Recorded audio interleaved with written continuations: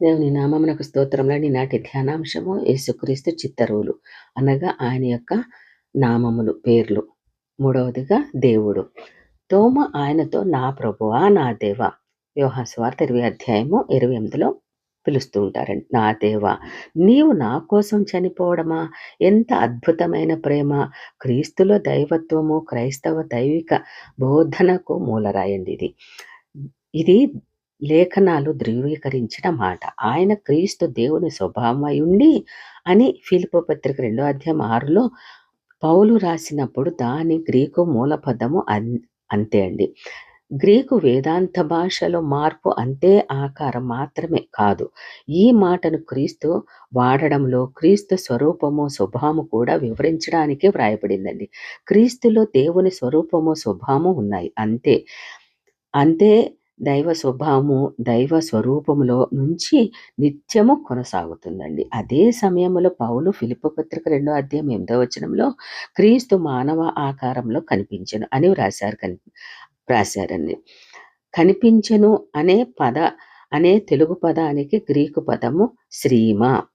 ఈ మాటకు పైకి కనిపించే బాహ్య రూపమే గాని తన సహజ స్థితి కాదు అనే అర్థం వస్తుందండి. మన ప్రభువు దైవత్వము ఆయన సహజ స్థితి కాగా మానవ రూపాన్ని ఆయన బాహ్యంగా ధరించుకున్నారు.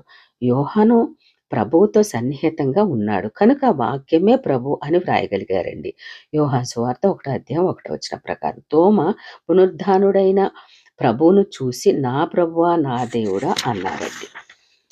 పౌలు కొలస్సీలకు రాసిన పత్రిక 2:9 దేవుని సర్వ సంపూర్ణత యేసులో నివసిస్తూ ఉంది అని వ్రాశారండి.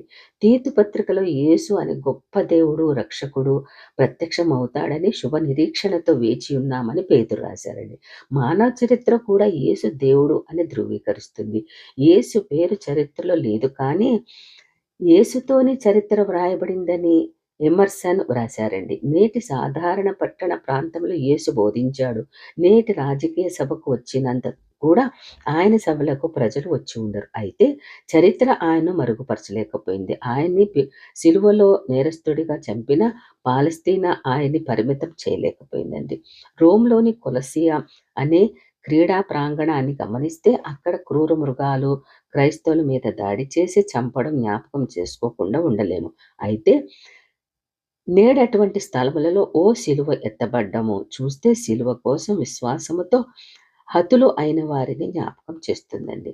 మట్టి కట్టుకుపోయిన రోము వైభవం పైన దాని విస్తార ధనరాశుల బూడిద కుప్పలైన నాశనమే లేని క్రీస్తు సంఘం నిర్మించబడిందండి. కాలానికి తరాలకి చరిత్రకి అధిపతిగా ఆయన నిలిచి ఉంటాడు. దానికి అదే సాక్ష్యం అండి. ఒకతను క్రొత్తగా నూతన జన్మ అనుభవం పొందారండి. యేసు నీళ్లను ద్రాక్షరసంగా మార్చినాడని చెప్పకు.